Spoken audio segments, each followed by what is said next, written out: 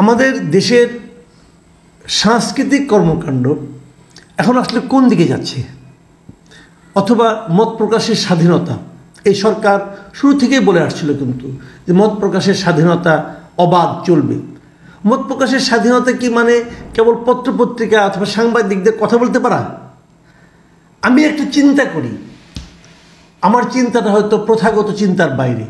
আমি কি সেই চিন্তার প্রকাশ করতে পারবো, ঘটাতে পারবো, ঘটাতে দেওয়া হবে? হচ্ছে এই বইমেলায় কি সেটাকে থামানো হয়নি? এবং সেটা থামানো হয়েছে, এবং এই থামানোর পর এ ধরনের ঘটনা ঘটা উচিত নয় এই কথা প্রধান উপদেষ্টা স্বয়ং বলেছেন বিবৃতি দিয়ে।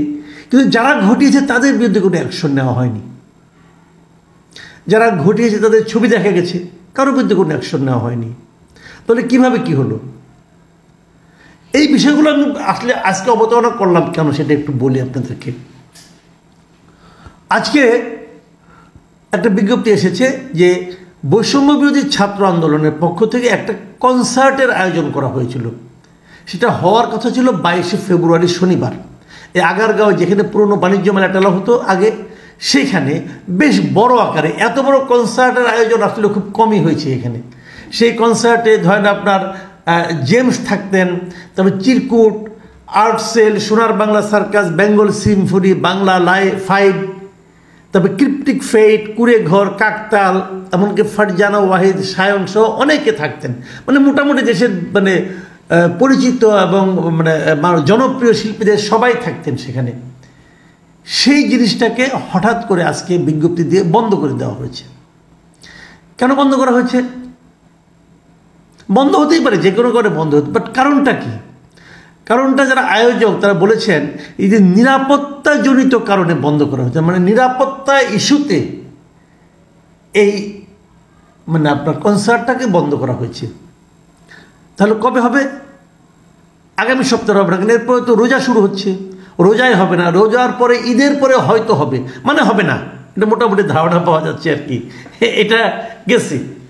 এখন প্রশ্ন হলো, যে প্রশ্নটা আমি মানে খুব সফটলি করতে চাই, যে বন্ধ হতেই পারে, নানা কারণে হতে পারে, শিল্পী নাই, টাকা নাই, অনেক সময় আয়োজক ভালো না, আয়োজকটা সাহস পাচ্ছে না, তো অনেক অনেক কিছু হতে পারে, মাঠ ভালো না, এটাও হতে পারে। কিন্তু কারণটা দেখানো হচ্ছে নিরাপত্তাজনিত কারণে। দেশে একটা কনসার্ট হবে, সেটার নিরাপত্তা কি এই দেশের সরকার দিতে পারবে না? এই দেশের সরকার যদি একটা কনসার্টের নিরাপত্তা দিতে না পারে, তাহলে এরা করবেটা কি? এই কথাটা আপনি আমাকে বোঝান। নাকি কনসার্ট করাটা উচিত না? নাকি কনসার্ট করাটাতে কোনো না কোনো একটা গোষ্ঠী দুঃখিত হচ্ছে, আপত্তি জানিয়েছে, যে গোষ্ঠীটাকে সবাই ভয় পায়, সেটা কি হতে পারে? কিন্তু আমি জানি না, বাট আপনারা ভাবুন একবার। দেখুন, এটা কিন্তু হঠাৎ করে হলে বুঝতাম, এখানে কিন্তু কিছু ধারাবাহিক ঘটনা আছে। আপনারা দেখেছেন কয়েকদিন আগে ঝিনাইদহে হরিণাকুণ্ড উপজেলার সরাতলা গ্রামে একটা ঘটনা ঘটেছিল। তারা একটা স্ট্যাম্পের মধ্যে নোটিশ টাঙিয়ে দিয়েছিল যে ওই গ্রামে কেউ বাদ্যযন্ত্র বাজাতে পারবে না, ওই গ্রামে কোনো হিজড়া ঢুকতে পারবে না, ওই গ্রামে কোনো হকার ঢুকতে পারবে না। কেন পারবে না? কেন বাদ্যযন্ত্র বাজাতে দিবেন না আপনি? কেন আপনি হিজড়াকে ঢুকতে দেবেন? হিজড়ারা কি মানুষ না? হকাররা কি মানুষ না? তারা ওই গ্রামে ঢুকতে পারবে না কেন? এরা কি চোর? এরা কি অপরাধী? তা ঢুকতে দিবেন না কেন আপনি? মানে এই যে নিজের হাতে আইন তুলে নেওয়ার যে প্রবণতাটা, আমি মনে করেছি আমি একজন পাওয়ারফুল লোক, অথবা আমি এখানের মধ্যে একটা ধর্মকে ঢুকাই নিয়ে আসলাম যে বাদ্যযন্ত্র বাজানো যাবে না, অতএব এটা নিয়ে কেউ কোনো প্রতিবাদ করতে পারবে না। এটা নিয়ে লেখালেখি হয়েছে, হইচই হয়েছে, পরে অবশ্যই নোটিশ তুলে ফেলা হয়েছে। কিন্তু নোটিশ তুলে ফেললেও সেখানে কি এরা কেউ যাওয়ার সাহস পাবে? আরেকটা ঘটনা বলি, এটা খুব আগের না, মাত্র একদিন আগের ঘটনা। বরিশাল বিশ্ববিদ্যালয়ের সাংস্কৃতিক সংগঠন একটা ছিল, চারুকলা সংসদ, এরা একটা কনসার্টের আয়োজন করেছিল তাদের ক্যাম্পাসে। মঙ্গলবার রাতে, মানে 19শে ফেব্রুয়ারি রাতে সে কনসার্টটা শুরু হয়। এক পর্যায়ে ভাঙচুর শুরু হয় সেখানে, এবং সেই আর্টিস্ট যারা গিয়েছিল, ব্যান্ড কৃষ্ণপক্ষ নামে একটা ব্যান্ড গিয়েছিল, তারা সেখান থেকে প্রাণ বাঁচাতে, প্রাণ ভয়ে জঙ্গলে যেয়ে লুকিয়েছিল শেষ দিকে। তো কেমন হচ্ছে আমাদের সাংস্কৃতিক কর্মকাণ্ড? এটাকে আপনারা কিসের সঙ্গে তুলনা করবেন? দেশটা আসলে কোন দিকে যাচ্ছে? আমাদের সমস্ত সাংস্কৃতিক কর্মকাণ্ড সবকে হারিয়ে যাবে। গান বাজতে চলবে না, গান বাজতে নিষিদ্ধ করে দেবেন আপনি। বই লিখতে দিবেন না কাউকে, অমুকের বই পছন্দ হয় না, সাবজেক্ট পছন্দ হয় না, অতএব এটা করা যাবে না।